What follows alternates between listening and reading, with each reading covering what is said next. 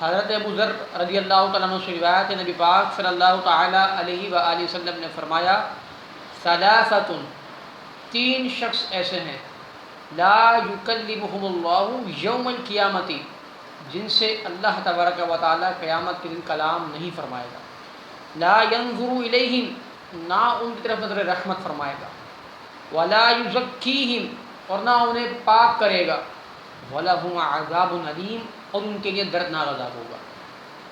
قال، حضرت ابو ذر نے کہا فقرأ رسول اللہ صلی اللہ علیہ وسلم ثلاث مرار، رسول اللہ صلی اللہ علیہ وسلم نے یہ بات 3 بار ارشاد فرمائی۔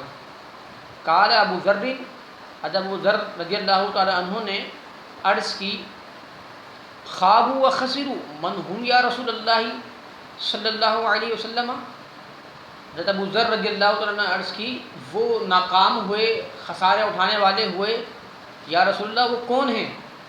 قال، فرمایا المسبل، ازار کو، تہبند کو ٹخنوں سے نیچے تکبر کے ساتھ لٹکانے والا، والمنان، اور احسان جتلانے والا، والمنفق سلعته بالحلف الكاذب، اور جھوٹی قسم کھا کر سامان کو بیچنے والا۔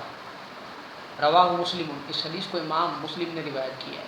یعنی 3 شخص ایسے ہیں جن کی طرف اللہ تبارک و تعالیٰ قیامت کے دن نہ نظر فرمائے گا، نہ انہیں پاک کرے گا، اور ان کے لیے دردناک عذاب ہے۔